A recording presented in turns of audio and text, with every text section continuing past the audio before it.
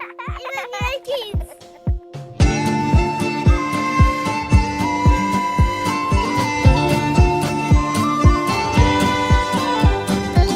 Venez, crions de joie pour le Seigneur. Acclamons notre rocher, notre salut. Il est roi tout-puissant, Dieu créateur. Chantons sans fin, proclamons saint est son nom. Quelques semaines étaient passées et la neige était enfin arrivée. Elle était même tombée en abondance le premier jour des vacances de Noël. « Ah, je suis trempé et gelé !» cria Sam en entrant en trombe dans sa maison. Sam n'avait jamais vraiment connu cela avant. C'est vrai, à Paris, la neige était plutôt rare. En plus, ici, il y avait souvent du vent. Ça donnait de drôles de paysages. Les arbres étaient tout givrés et la neige formait des monticules dans tous les recoins du paysage et des maisons. Une large congère, un gros tas de neige accumulé à cause du vent, s'était d'ailleurs installée juste devant la porte d'entrée du rez-de-chaussée de la maison de Sam. Elle était tellement grosse que plus personne ne pouvait entrer. Ce n'était pas très grave car, ce que je ne vous avais pas dit, c'est que la maison de Sam est une ancienne ferme. Et comme dans toutes les fermes du coin, il y a une entrée en bas pour les vaches et une autre entrée en haut par le premier étage. Pas besoin d'escalader le mur, bien sûr. En remontant la pente par le côté de la maison, il y a toujours un chemin aménagé pour que les fermiers poussent leurs charrettes remplies de meules de foin et versent le tout au premier étage. Car c'est là, précisément à cet endroit, qu'autrefois ils stockaient leurs réserves pour nourrir leurs vaches durant l'hiver. Aujourd'hui, ce n'est plus le cas, évidemment. Les vaches n'entrent pas dans la maison de Sam car ses parents ne sont pas fermiers. Simplement, la maison est ainsi faite qu'il était très facile de choisir par là où on veut entrer. L'été, on vit au rez-de-chaussée pour profiter de la chaleur des pierres et l'hiver, on entre souvent par le premier étage pour profiter directement de la chaleur douillette du poêle que renvoient les planchers et les cloisons de bois.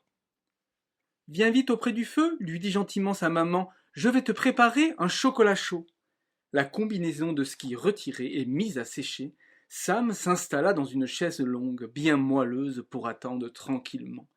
Il regardait dehors et admirait toute cette neige. Tout était recouvert, les champs, les arbres. On voyait aussi, un peu plus bas dans la vallée, la longue route blanche qui se perdait entre les arbres. C'était un peu comme si ce coin était coupé de toute civilisation et que, par rapport à son ancienne vie, tout tournait au ralenti. Il avait le temps de parler à ses parents, de s'arrêter admirer les vaches ou les chèvres, de partir seul au village ou dans la montagne. Et puis, il s'était tellement amusé cet après-midi avec ses nouveaux copains. Le premier trimestre était passé et Sam avait fini par se faire des amis.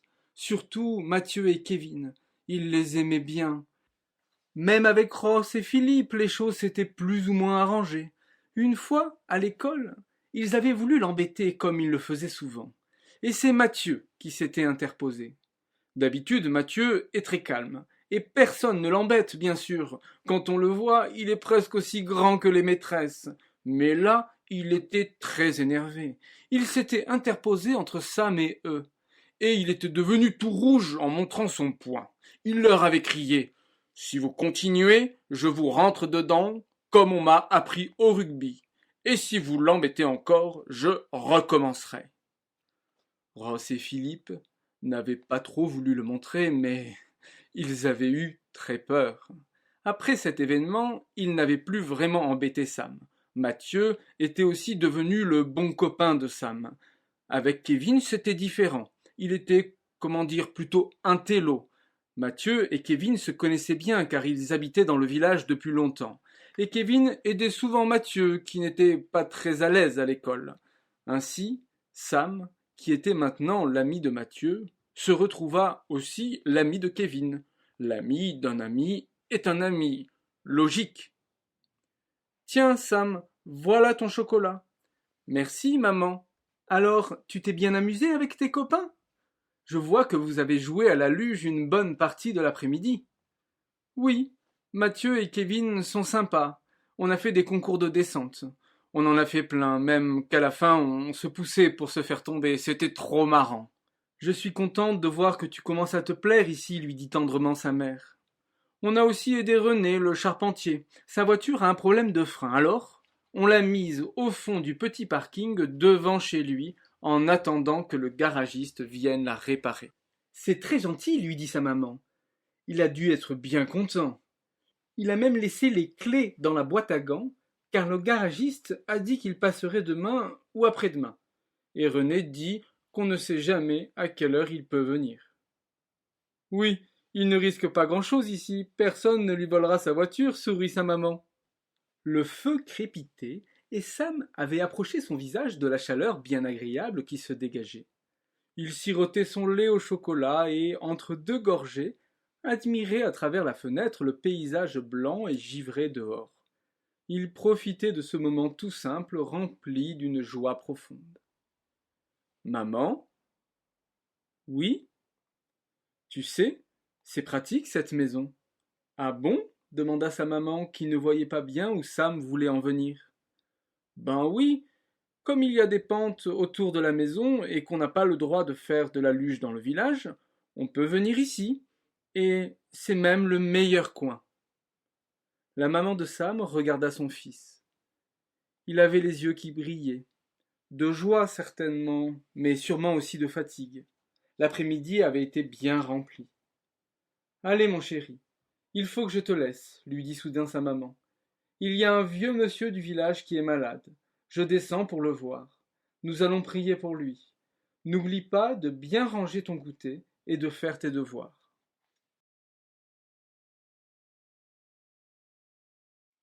La maman de Sam avait vu juste. C'est vrai que son fils se sentait mieux maintenant. Il lui répondit par un sourire et la regarda sortir de la maison. Sam resta là, bien installé dans sa chaise longue. Il profita de ce moment paisible pour regarder les flammes qui dansaient derrière la vitre du poêle. Les inquiétudes qu'il avait vécues lors des premières semaines de son arrivée s'étaient atténuées, et même avaient pratiquement disparu. Mathieu et Kevin y étaient pour quelque chose, c'est sûr, et Charlotte aussi. D'habitude, il ne jouait pas vraiment avec les filles, mais avec elle c'était différent. Elle avait été la première à lui parler dans la cour de l'école, alors il lui faisait confiance. Il l'appelait même par son surnom, Charlie. Avoir des amis comme eux était important pour Sam. Pourtant, au fond de lui, il savait très bien qu'une chose plus profonde avait changé. L'événement extraordinaire qu'il avait vécu 2 mois auparavant avait bouleversé son regard sur la vie. Le Seigneur était drôle quand même. Sam avait crié très fort pour qu'il l'aide, et il s'était retrouvé lui-même dans une situation où il devait aider quelqu'un. Bizarre. Et parce qu'il avait vu le sourire de ce vieux monsieur, cela avait transformé son propre cœur. Encore plus bizarre. Sam était intrigué par son état. C'est vrai, il avait l'impression d'avoir un cœur tout brûlant. Il n'était certes jamais vraiment tombé amoureux, mais quand même. Il avait l'impression de vivre un peu cela, une force intérieure, irrésistible le comblait. Ce n'était pas à proprement parler de quelqu'un dont il était amoureux, il avait l'impression que c'était de Dieu lui-même. Il avait sans cesse envie de le retrouver pour lui parler, pour vivre à nouveau cette joie immense. Dans les jours qui avaient suivi, il était remonté plusieurs fois, en haut dans la forêt derrière le pierrier. Il s'était fait là-bas un petit oratoire secret, une croix de bois qu'il avait fabriquée lui-même et une petite statue de la Vierge Marie de Lourdes que ses parents lui avaient offerte. Il était parvenu à installer la croix et la statue au pied de l'arbre, juste à l'endroit où la lumière avait jailli, bien protégé de la neige par des branches des arbres au-dessus. Se retrouver là-bas en silence, à prier, lui procurait une grande joie. Sam y était revenu souvent pour passer du temps avec Dieu. Et puis, parfois, lorsqu'il avait trop froid, il redescendait dans la maison et s'installait devant le coin prière de sa chambre. Ses parents avaient remarqué ce changement, mais ils n'avaient rien dit. Ils préféraient laisser Sam prendre tout le temps dont il avait besoin pour apprendre à connaître Dieu. Au bout de 2 ou 3 semaines, Sam vécut une période plus difficile. Sa ferveur était un peu atténuée. Bien sûr, il avait encore le souvenir très réjouissant de cette forte joie, mais il lui manquait quelque chose. Ce souvenir ne lui suffisait plus. Sam comprit qu'il avait un grand désir de revivre une situation extraordinaire où il pourrait goûter l'immense joie que procure la présence de Dieu. À chaque fois qu'il montait dans son petit oratoire, il espérait que la belle lumière revienne, mais à chaque fois, il ne se passait rien. Lorsque sa maman rentra du village, Sam était endormi devant le feu, sur sa chaise longue. Le bruit de la porte qui se referma le réveilla en sursaut. « Ça va, Sam? Tu dormais ?»« Oui, j'ai l'impression, » lui répondit Sam dans un demi-sommeil. Il se retourna un peu sur les coussins pour reprendre ses esprits et se réveiller. Sa maman descendit pour faire la cuisine au rez-de-chaussée. Sam se leva et se mit à ranger le goûter qui était resté en plan avant qu'il ne s'endorme. Puis, il descendit pour la rejoindre à la cuisine. « Maman, je peux te poser une question ? » ?»« Bien sûr. Qu'y a-t-il ? » ?»« Pourquoi Dieu se cache-t-il ? » ?»« C'est-à-dire ? Pourquoi, quand on l'appelle, il ne vient pas comme ça devant nous pour nous parler ? La maman de Sam fut un peu prise de court par cette question. À vrai dire, c'est aussi une question qu'elle se posait parfois, surtout dans les moments difficiles. « Je ne sais pas, finit-elle par dire. Peut-être qu'on a tendance à juger cela avec nos yeux, des yeux trop humains. » Le sourire de la maman de Sam ne semblait pas trop le satisfaire. Elle s'en rendit compte et dit « Parfois, on aimerait que le Seigneur agisse à notre manière. Mais notre manière n'est peut-être pas la sienne. Tu vois, tout à l'heure, lorsque nous avons prié pour ce monsieur, nous voulions vraiment que ses douleurs au dos s'arrêtent. Nous avons prié, mais nous ne sommes pas propriétaires du résultat. Dieu décidera, parce qu'il a un plan d'amour pour chacun de nous. Et souvent, nous avons du mal à bien comprendre. Nous devons lui faire confiance. La puissance de son amour nous surprend souvent. » Sam écoutait. Il se dit que son expérience de la dernière fois avait déjà confirmé les paroles de sa maman. Malgré la surprise de la situation, avec ce vieil homme, il était évident qu'il avait reçu tout le réconfort qu'il cherchait. L'explication de sa maman était sûrement juste, même si elle ne répondait qu'à une partie de ses interrogations. Le reste viendrait plus tard, se dit-il. Et puis, il était moins sûr d'une chose. La joie ressentie lors de cette expérience n'était pas pleinement humaine, il en était certain. Il ne savait pas comment l'expliquer, mais ça ne lui importait pas beaucoup. Si Dieu se cachait, il continuerait à le chercher. Le lendemain de cette discussion avec sa maman, Sam voulut à nouveau passer l'après-midi à jouer avec ses copains. Il commença à descendre jusqu'au village grâce à la belle luge que ses parents lui avaient achetée. C'était une luge rouge, de place, qui glissait parfaitement. Bien installé dessus, il s'était trouvé en quelques minutes aux portes du village, en haut de la petite rue par laquelle il passait toujours en rentrant de l'école.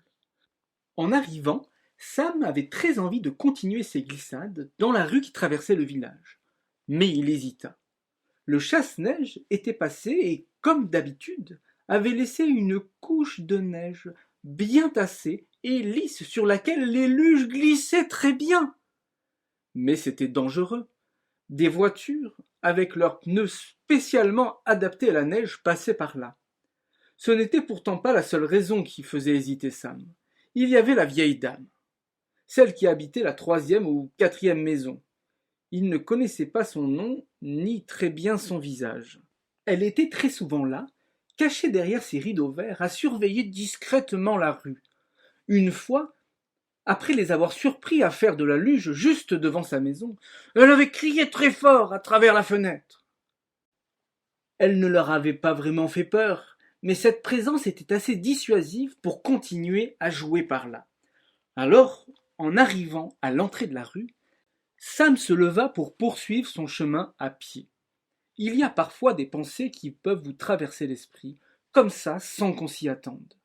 Sam eut soudain l'idée géniale de passer par le bois, à gauche, pour aller faire la belle descente qui dominait le village.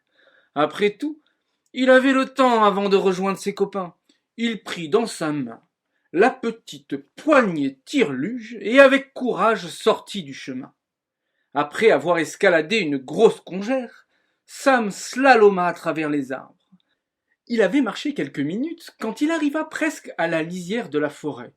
D'ici, il pouvait voir une grande partie du village. C'était très beau.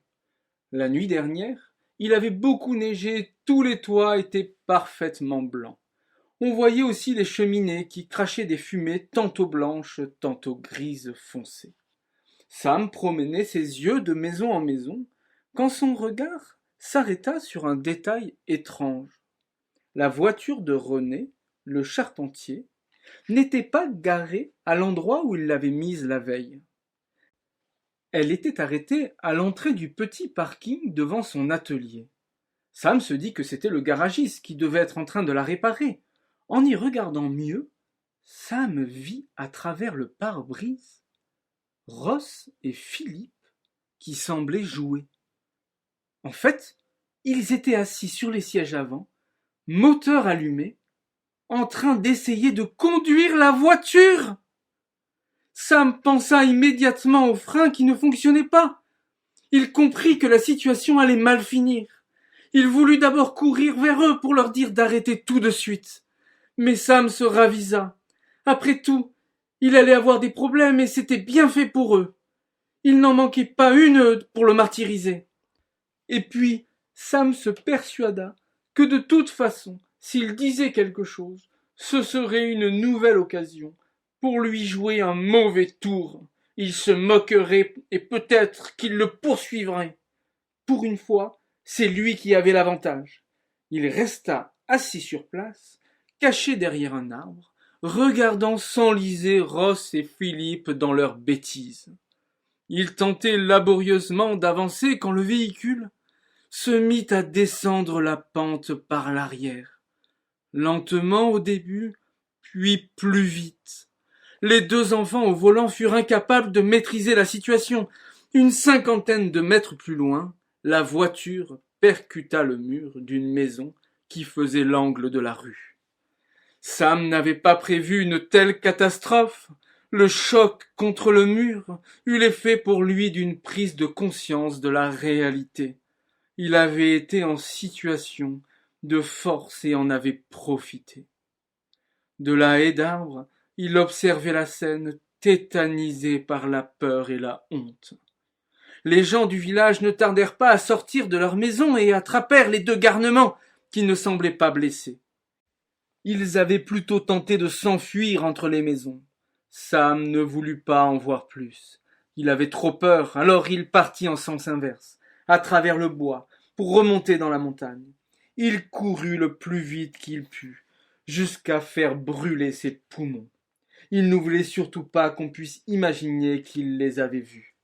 On aurait pu lui reprocher de ne pas être intervenu, alors même qu'il connaissait le problème de frein. Donc, hors de question de retourner au village pour l'instant. Il ne partit pas jouer avec ses amis et préféra monter bien haut, dans la forêt. Très vite, il ne put s'empêcher de penser à la situation. Il se sentait coupable sans que tout ça soit parfaitement clair dans son esprit. En avançant sur le chemin enneigé, Sam continuait à penser à Ross et Philippe.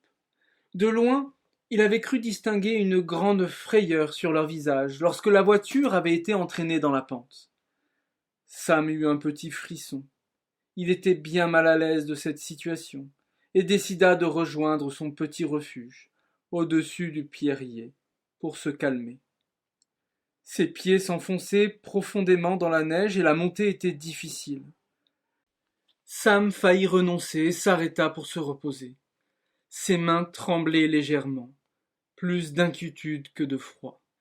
Il fit quelques tours sur lui-même, agité par une grande nervosité, puis, la tête tournée en direction de son petit oratoire, il se dit qu'au moins là-bas, personne ne le retrouverait. Sam reprit la marche pour rejoindre son oratoire secret. Elle était lente, mais ses efforts finirent par payer, et il parvint enfin à atteindre son but. Il dépassa les arbres qui bordaient le chemin et arriva dans son refuge. La neige était si abondante que Sam dut en dégager une bonne partie pour retrouver son oratoire. Il secoua aussi ceux qui se trouvaient sur les branches. L'accumulation de neige les faisait pencher tellement bas qu'elle cachait la croix et la petite statue de la Vierge Marie. Sam se dit que ces branches tombantes qui cachaient Jésus étaient une image bien proche de l'état de son cœur. Ce qui s'était passé lui pesait, et il lui sembla qu'à ce moment, Jésus ne voudrait plus venir jusqu'à lui.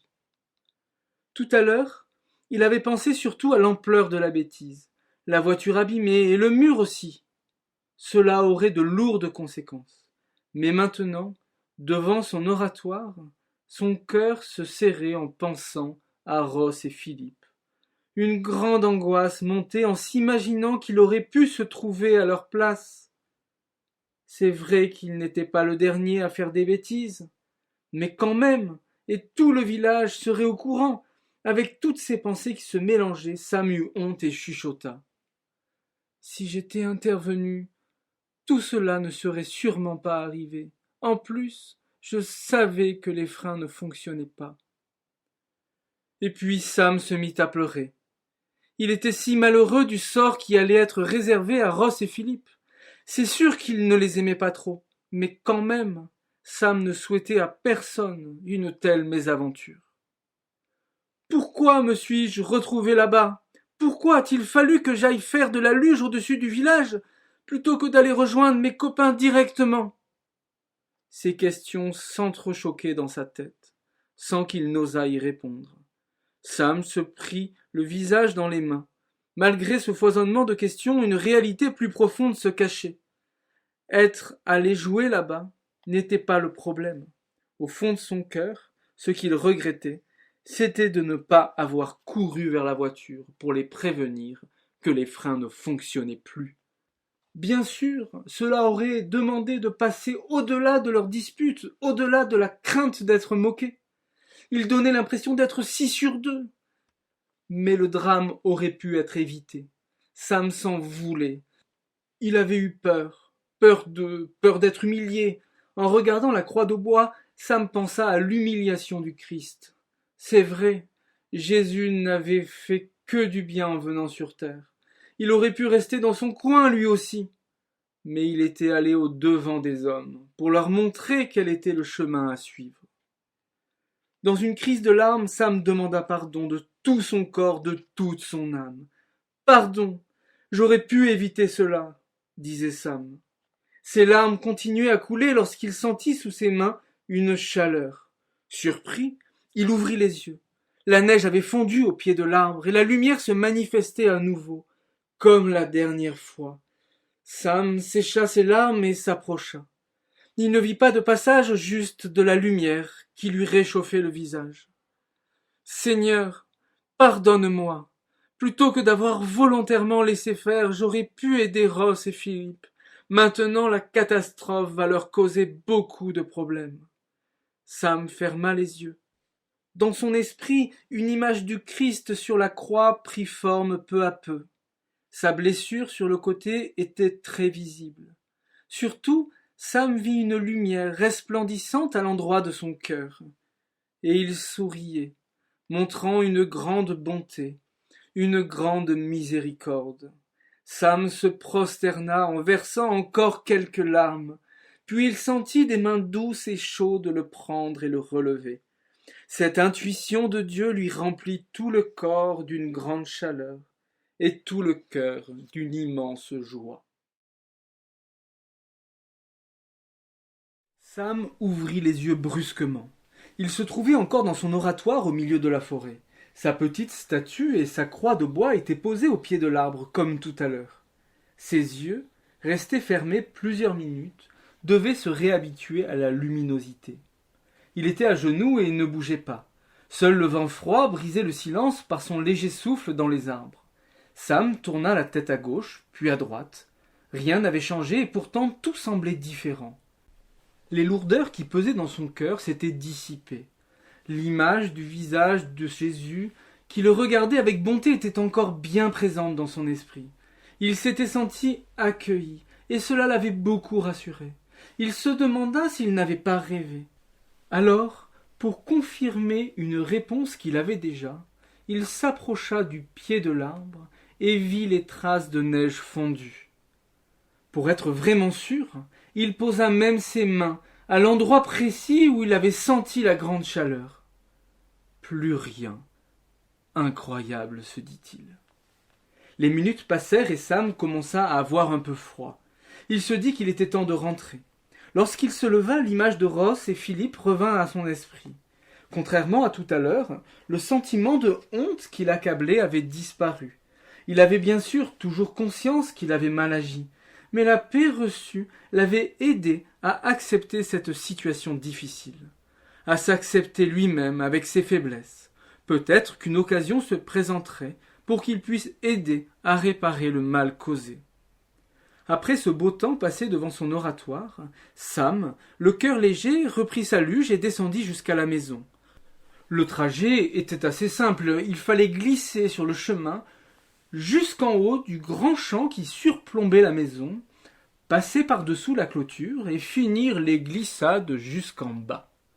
Pendant le trajet, il pensait encore à Ross et Philippe. Avec le cadeau que le Seigneur lui avait fait, il ne pourrait rester dans son coin pour profiter de sa joie tout seul. Il savait qu'il avait une mission auprès d'eux, une dette d'amour en quelque sorte, et il savait dans son cœur qu'un chemin extraordinaire de réparation allait s'ouvrir devant lui.